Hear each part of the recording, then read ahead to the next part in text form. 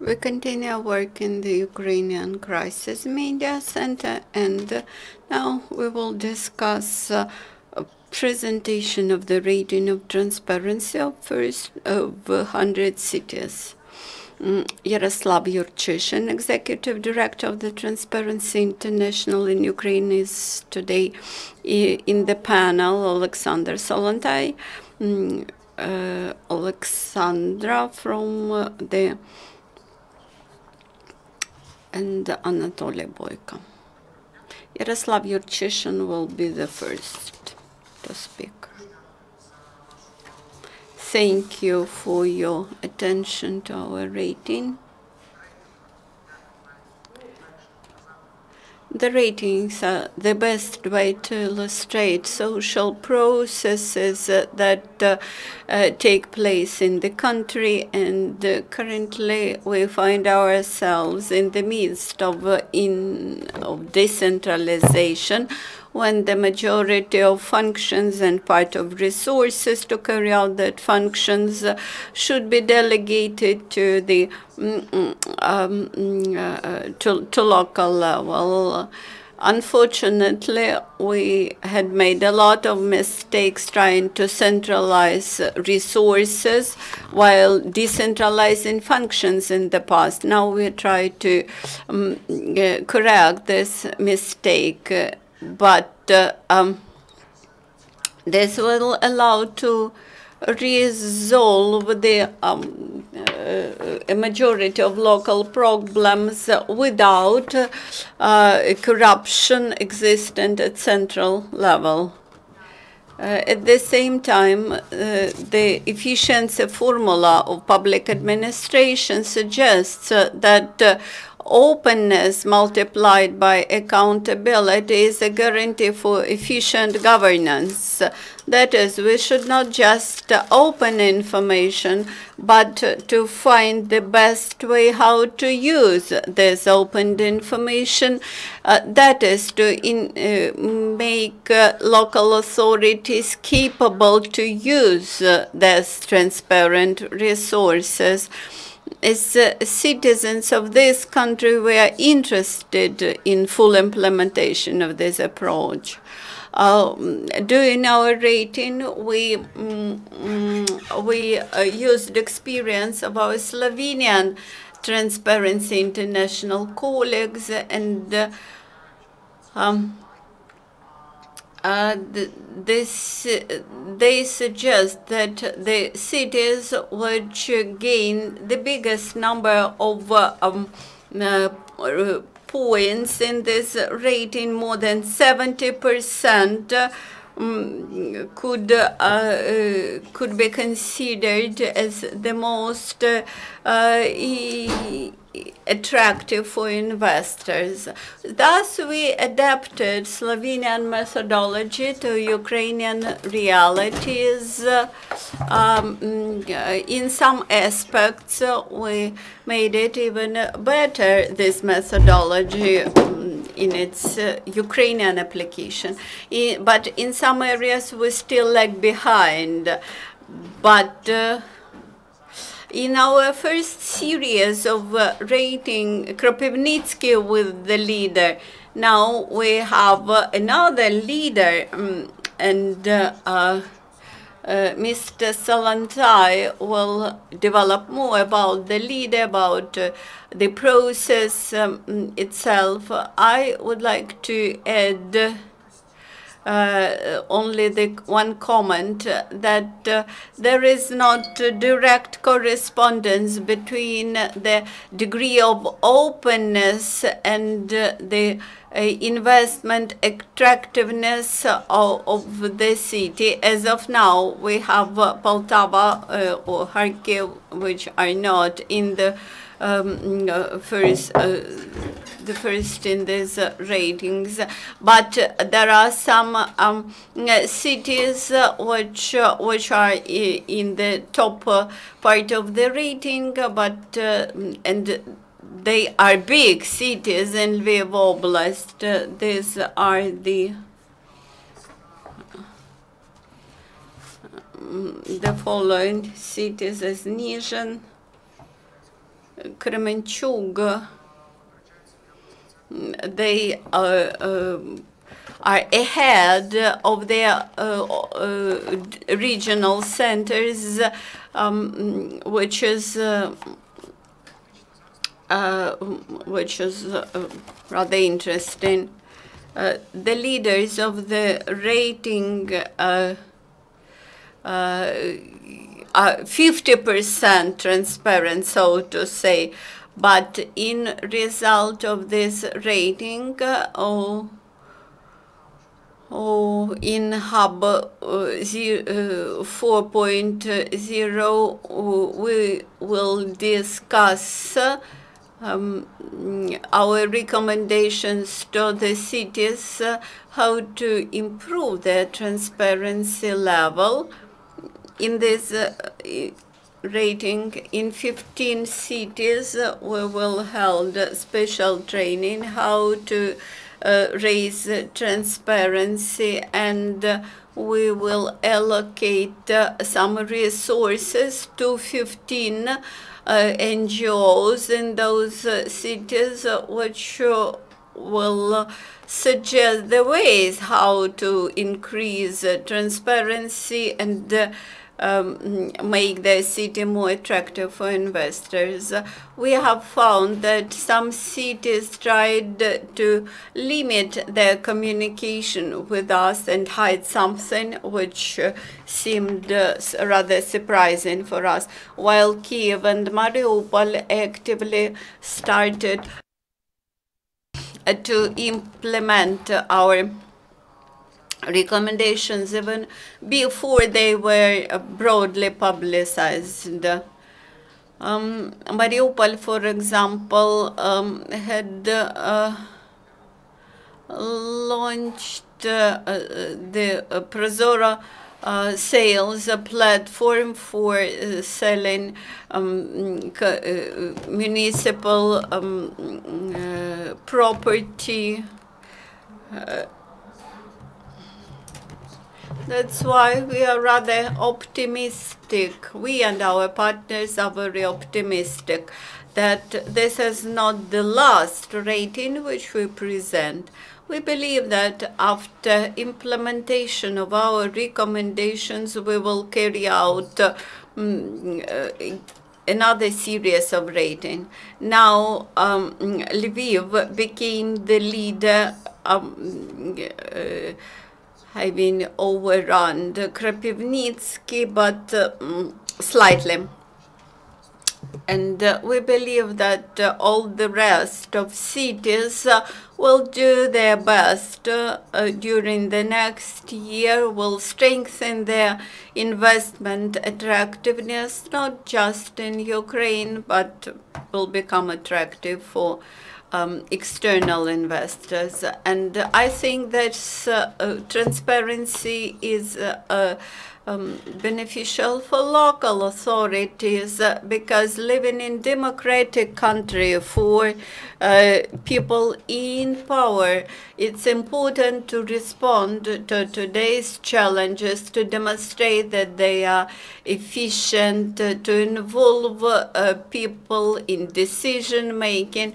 I think that all these factors will allow local powers to win not just the next elections, but to win in terms of investments, in strengthening quality of life in their communities, which is the essence of the local bodies' work. We believe that this mechanism would prevent corruption and make cities ready for acceptance of those resources which will arrive from central level. For example, Kharkiv budget had increased 5 times, and this is quite considerable figure. On the other hand, these ratings allow us to carry out real supervision over the local authorities. So about the methodology and about next steps, Oleksandr Solontai will speak. Thank you, Yaroslav. When we started our rating, I expressed such a forecast. And it's interesting whether it will be confirmed. And it was. The bigger is the community, the more there will be openness and transparency, because you can do it via specialized websites and via specialized computer software that many citizens of large cities do, and that allows to make the processes transparent and open.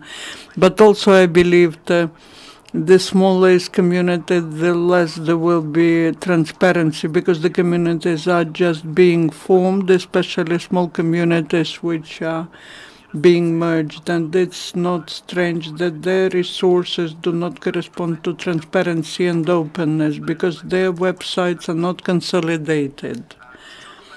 As to the first assumption, the assumption wasn't confirmed, and the second one was. Out of 100 largest municipalities, we have only 2 merged communities. All others were not merged, were not expanded. Only 2 towns in Donetsk and Lugansk Oblast were merged, and both of them are in the tail of our rating, and these are Liman and Dunaivtsi. And that is because they did not learn how to operate in a situation of in current legislation. So they have to work a lot on transparency and openness, and that's like in all the times. But basically they're not interested in processes and in budgets. Talking about all other cities, the situation hasn't been confirmed. Out of winners, we have large municipalities and small municipalities.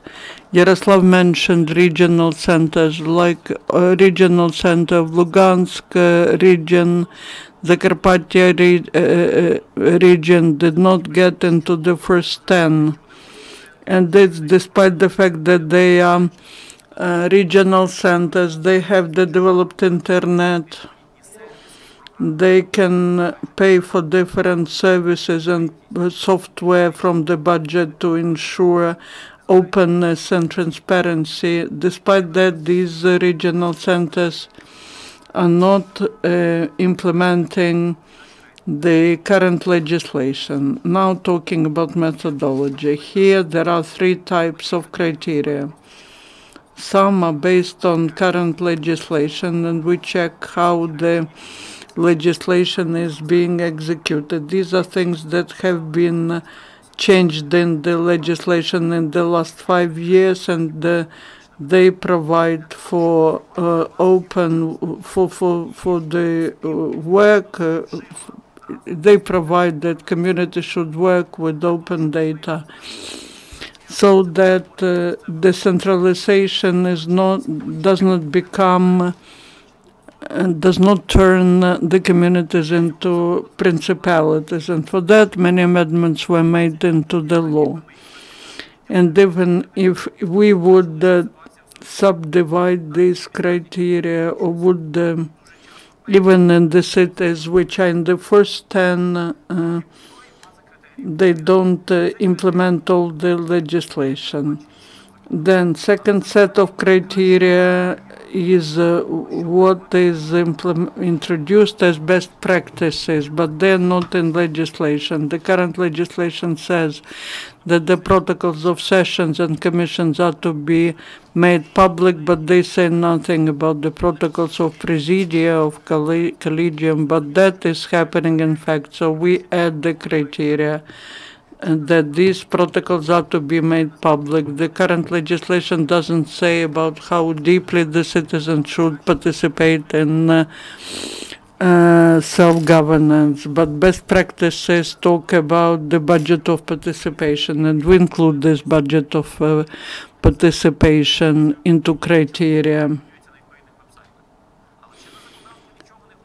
Also, there's nothing in the legislation about putting together all those who make procurements, including all those who make procurements into one list.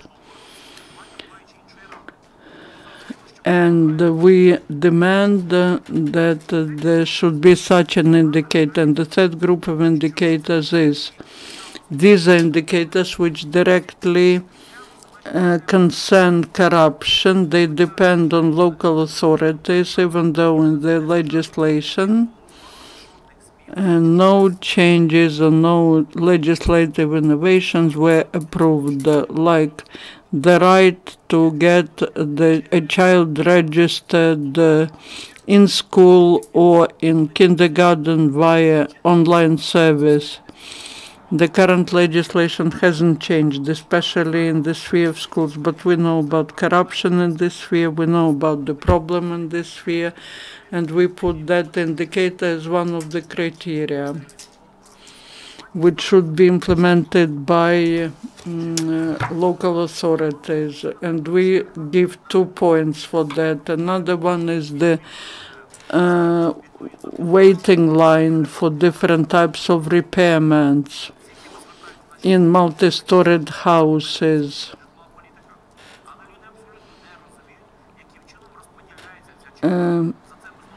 Again, we give 2 points for that. We give 2 points for that because that's a problematic sphere. That's where corruption is prospering. And only introducing transparency, we can overcome this corruption scheme. So our methodology is far away from what we took from Slovak methodology.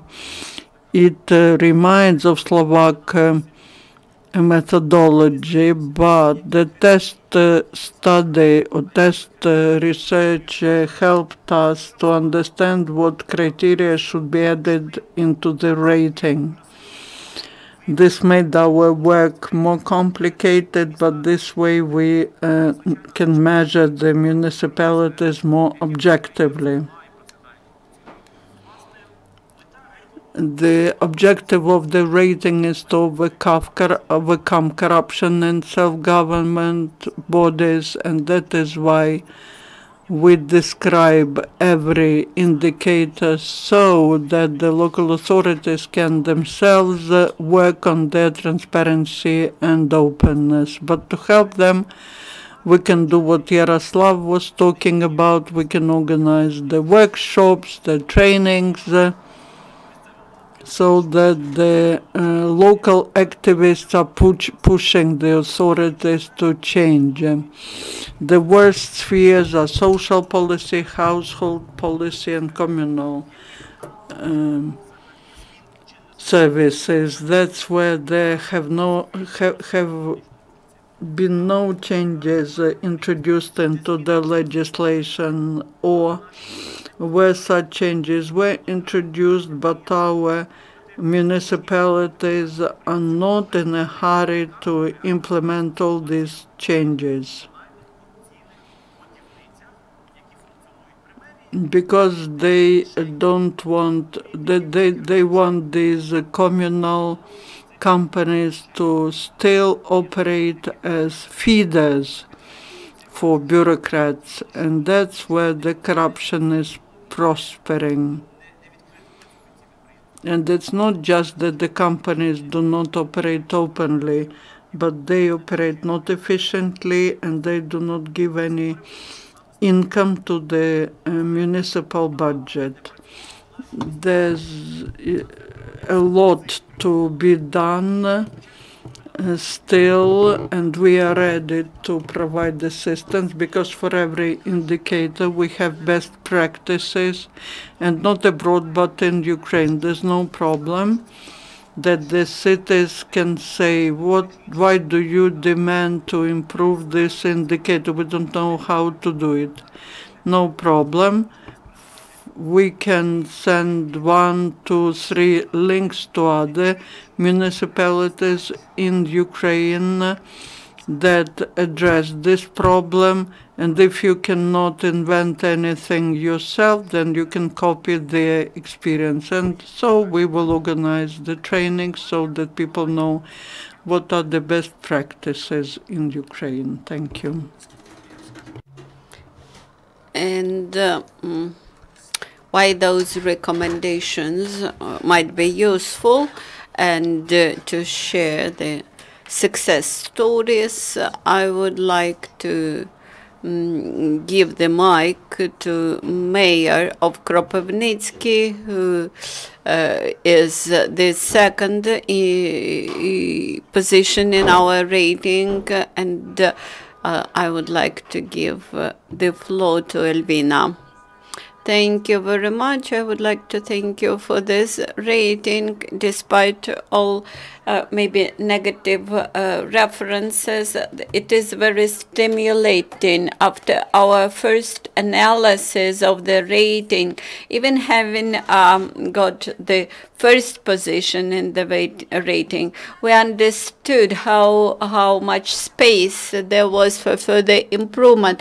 I cannot promise that we will do this immediately during the next year, but I cannot predict what time will be needed, but I can promise that we will work. Also, I would like to thank to our journalists and to our local community for our high position in rating, because this is our community and our mass media which stimulate us to be transparent and open. Today we discuss nuances, methodology, and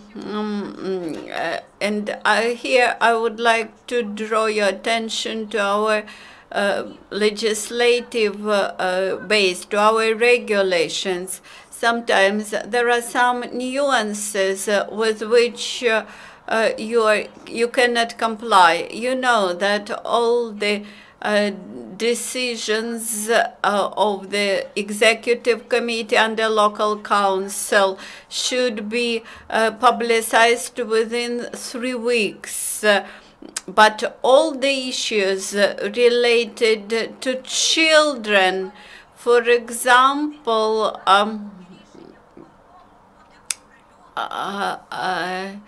a child is a baby, newborn baby, is left by a mother in the delivery house. So we cannot wait for 3 weeks for making and publicizing decision. We have to make immediate decision and then deal with the problem of this child. And irrespectively how we try to resolve this issue, we nevertheless violate the legislation because of the urgency of the matter. Then another example, last year on April 4th, the local self-government bodies has got such a function as registration of a person in their territories. The procedure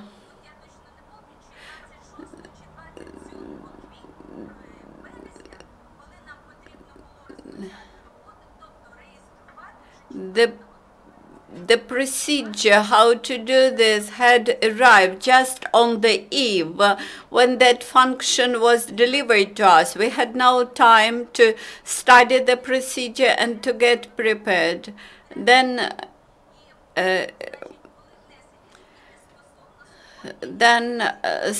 there was an amendment about labor inspections in self-government bodies. And the law says that they can be established or could be established. When I brought this to the attention of our MPs and public, they asked me a question that might be created. What does it mean? That it can be created or may be postponed for an indefinite period of time. So they postponed it. They decided to wait until this function becomes mandatory for them, compulsory, and then to spend money on it. That is, I encourage you to raise such issues before central authorities and to stimulate it to make legislation and regulations more clear. Another aspect, all our committees, all our competition committees comprise members from broad public. We have public council, which comprises 73 persons, and we try to include those members to all our contest committees or competition committees. We have, for example, in our any competition commission or committee, we see that we have 2 representatives from public and 1 MP. All the rest are experts in the subject of competition. The draft law, which recently was passed, suggests us to exclude MPs from all such contests. But I think that extending this number of representatives from broad public, we actually prepare the next generation of local decision makers, because we train public, we involve it to actual administration and raise the experience and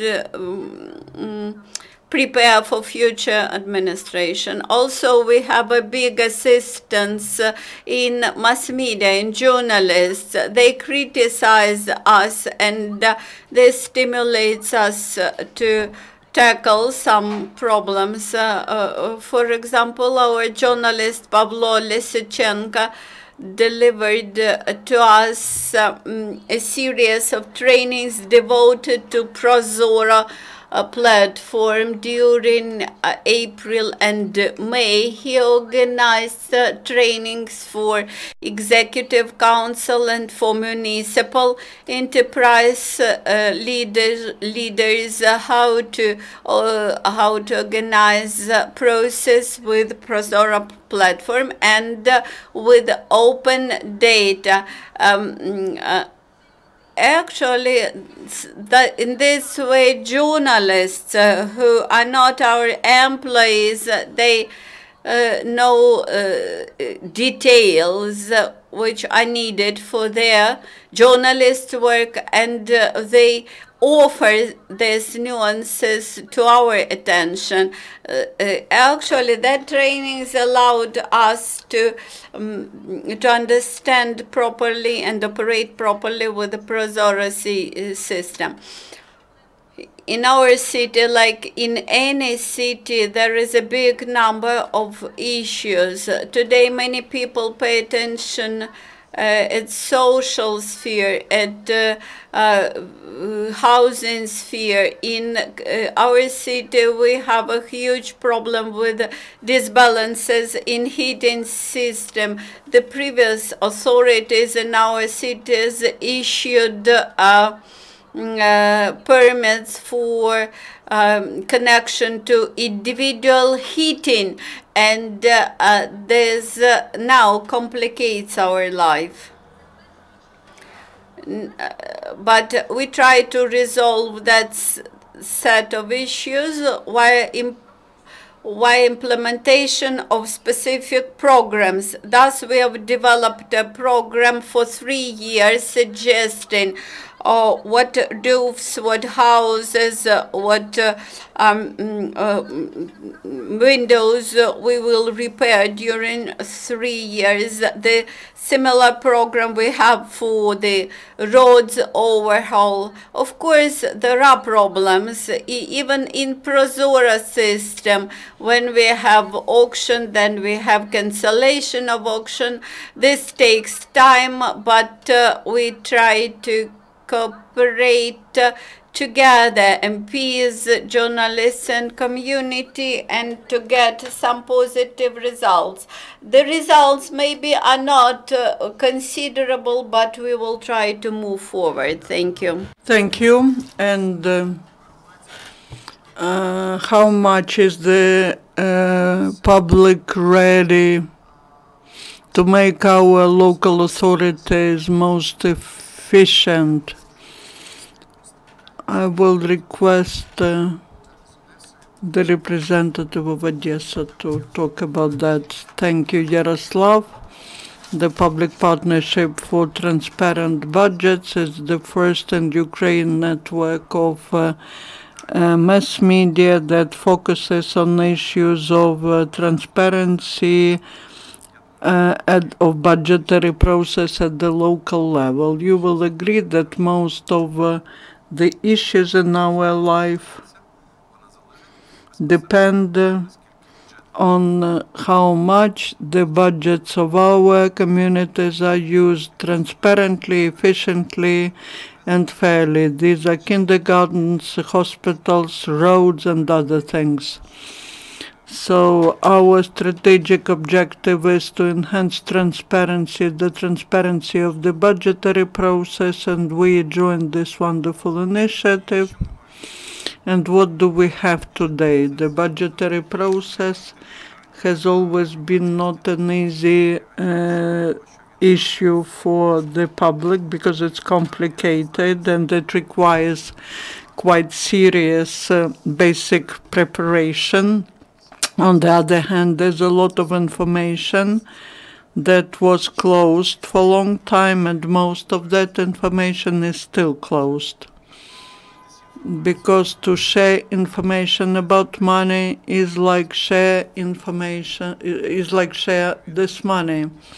And people who have financial flows locally, they're not ready to share the money with the community, which accumulates this money. So this way, you can see figures of this research, and the budgetary process accounts for 37.7%. That's the average indicator. But talking about not figures but quality, I can say that most of the municipalities do only what they cannot but do.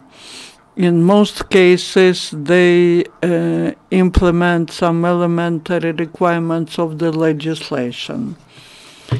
Once we are talking about some best practices, about the step forward, this is unfortunately the exception, or maybe it is something which is profitable or beneficial for the municipality. Talking about the difficulties and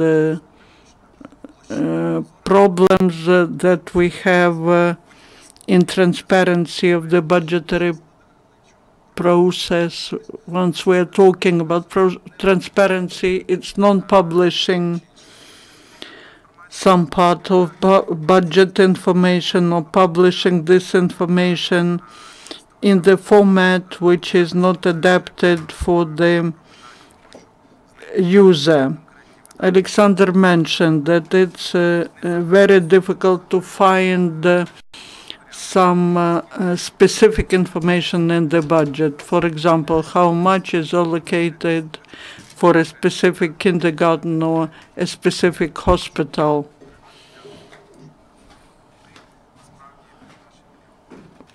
so that we understand how our millions are spent. Not all municipalities want to do that. Not all municipalities are ready to provide information in the adapted format. Not all the municipalities are ready to publish information in the format of open data, and because they publish it in not very easy. They publish it in not easy format, and then also I believe that this does not require any. This cannot be delayed. All these issues are to be addressed immediately. The draft budget is to be published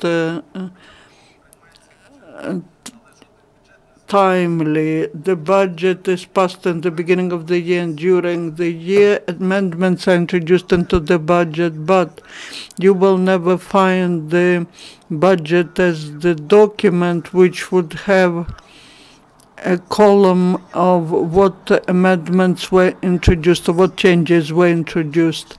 There's the budget. There are some resolutions about introducing changes to the budget, and you need to look yourself to try to find it yourself where the changes were introduced. So another issue is not non-willingness or non-readiness of the self-governance bodies to include or involve the citizens into decision-making process. There are very seldom hearings organized before the budget is passed. It would be great if the cost estimate or budget for the community is discussed before it is approved. Even where this happens, there's no feedback from local authority later. All got together, all talked about something, but what happened to the proposals of the citizens, no one knows whether they were taken into account or not. And if the community doesn't feel any feedback, then they believe, why should I go to such hearings where no one hears me? Also, I was asked to say a couple of words about Odesa, about the situation with transparency in Odesa. Unfortunately, the situation is very sad. The transparency in Odesa, city council is like they do what they cannot but do. They have to do. But looking deeper, we see many problems. And the issue of transparency of Odesa City Council has deteriorated even. What they were doing previously, they were replacing the resolutions of the meetings of the City Council. They were changing them after they were just replacing something, and the majority is pro-mayor's majority, and they don't care about what people are saying. They don't allow journalists to attend their sessions. Then the mayor of the city compared the activists with fascists, and a few days ago there was an attack at one of the activists who's against building construction in the green zones. And a couple of words about budget of participation. That's the great practice, but our country is unique in many aspects, and also in how we can distort very good initiatives. what we see is that some municipalities perceive the budget of participation as something like we pass the budget of participation, we talk about that, but everything else we do just as we were doing in the past. Poltava, if you look at the website of Poltava, in December they had a lot of news on the budget of participation, but there was no news on budget resolutions on other aspects of budget process. And Poltava is one of few cities which did not approve the budget in time. All the budgets are to be approved by the 25th of December, according to the legislation. Poltava, having this budget of participation, did not approve their budget on the 25th of December, and there's no explanation why they couldn't do it. In some situations we make one step forward and two steps back, but I hope that this project is a good opportunity to overcome all these negative trends. And not just the rating, but other components are very helpful. Rating is just a subject for discussion. Then we can talk about changes for the benefit of the communities, and I hope that many municipalities are interested in that. Thank you. So in the process of communication, we understand that we will include the component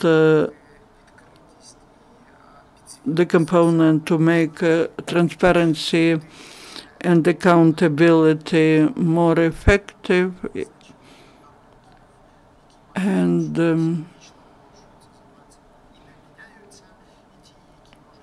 the term of defining the directions,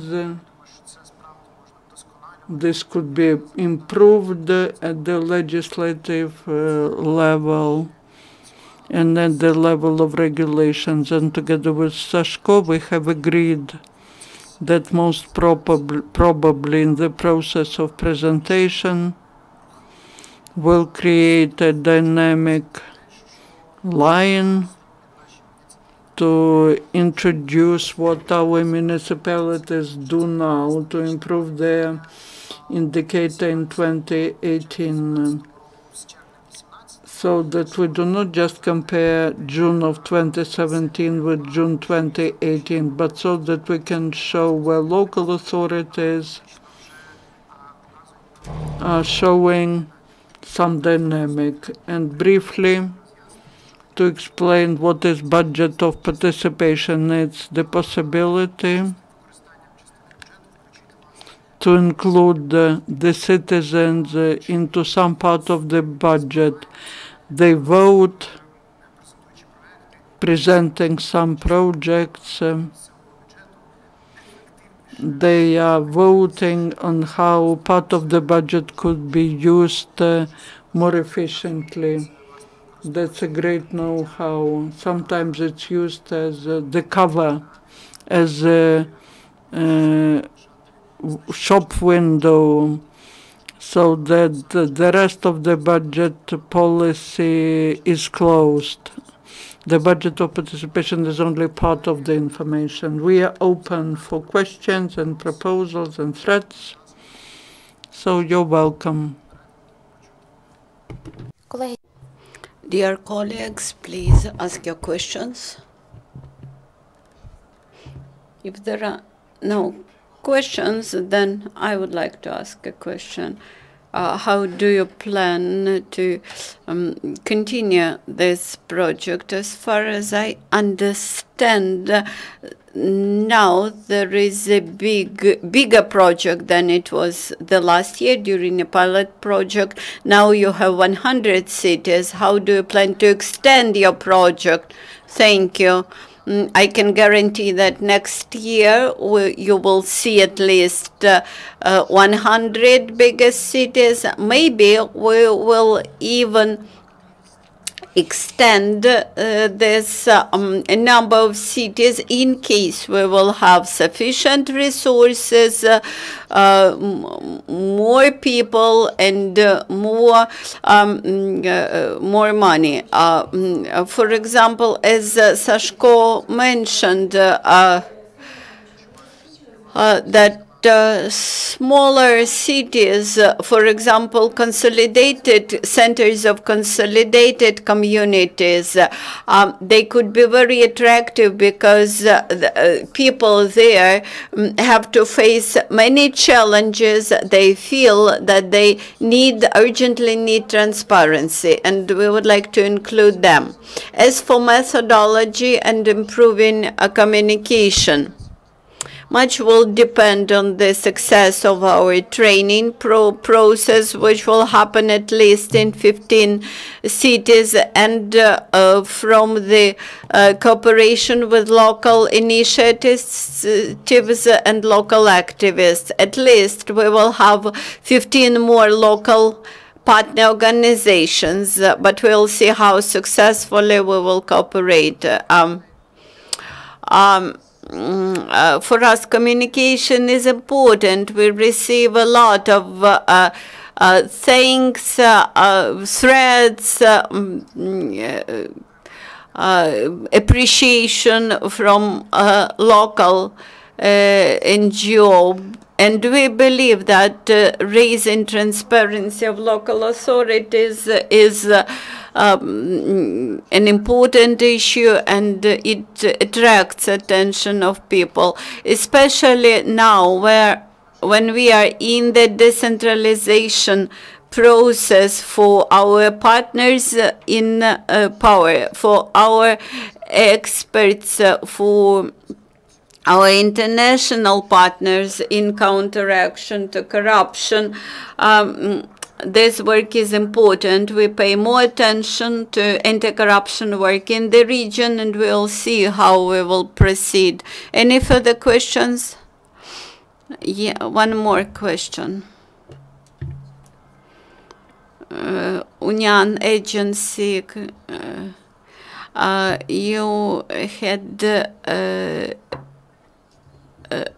you had test research. What criteria have you added, and what criteria have you excluded?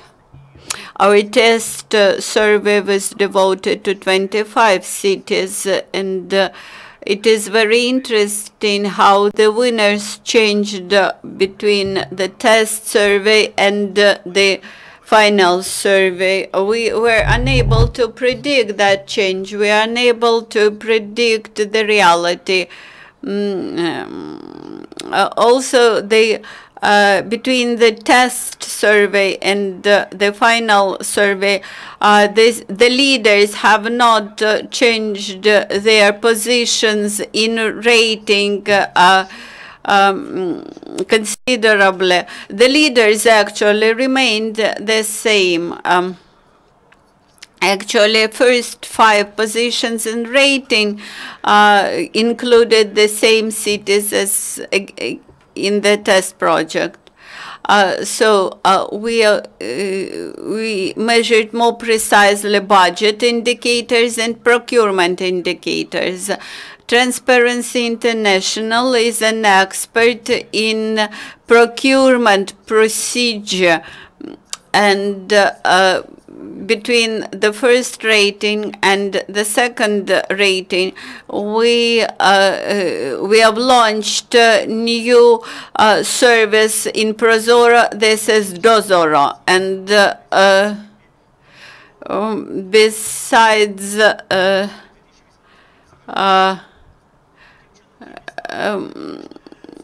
those cities which would not use Prozoro system next year, they will not be included to our rating in general.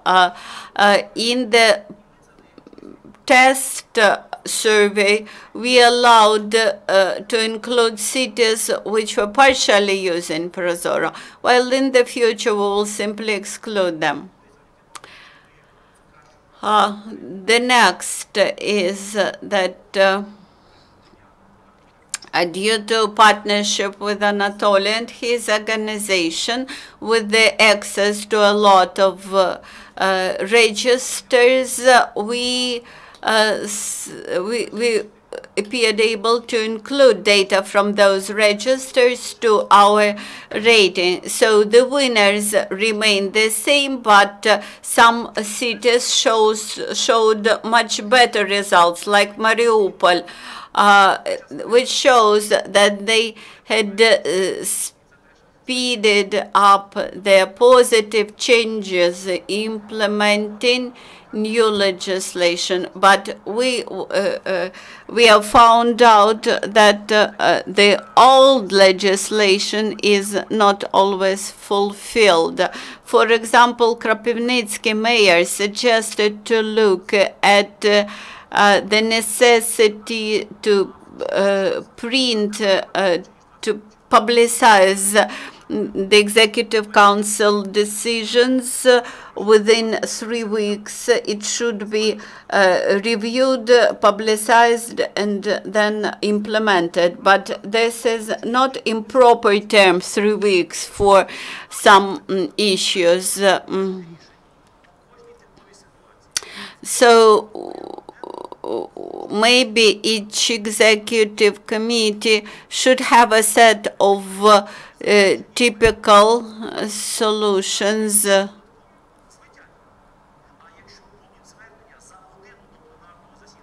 If there will arrive some issues just an hour before the executive committee, you will be able to help people within 1 hour.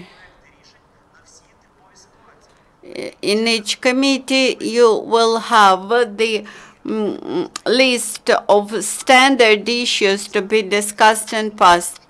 The subjects.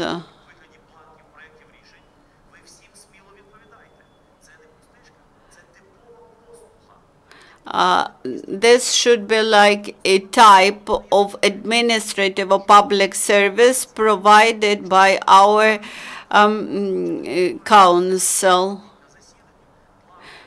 If you wish to monitor our sessions, you can attend it.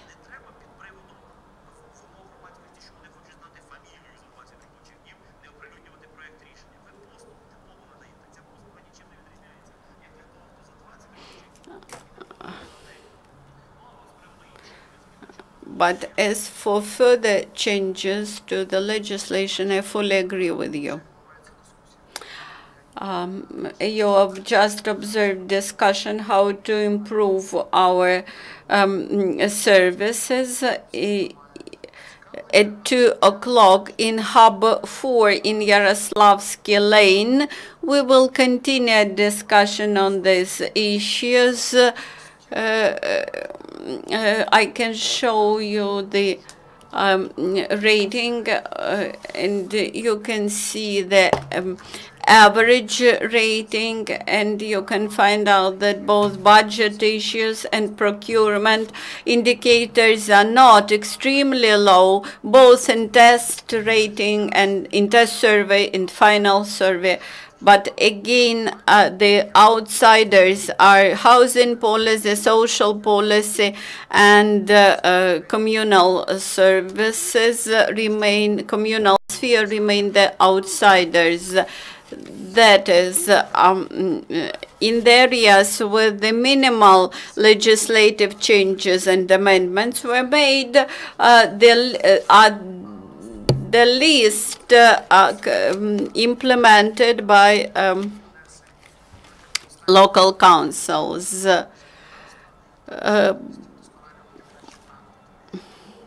Thus, I would like to mention that our recommendations after the year 2018 will be even stronger than today's. At 2 o'clock, we will start discussion what are the most topical challenges, how they could be overcome for local authorities. And how we can improve the effort of those who allocate their time for delivering services to public. Since there are no further questions, we wish you all possible success.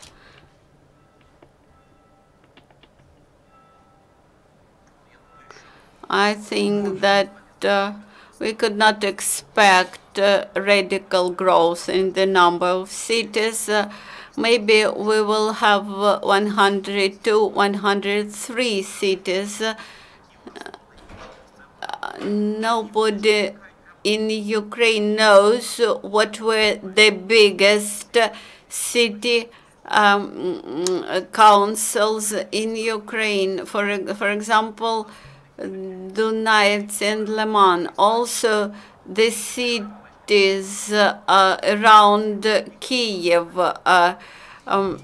they can include bigger number of residents and can be included to us. For example, Voznesensk city was in the rating, but now, due to demographic processes, it had dropped out from this number.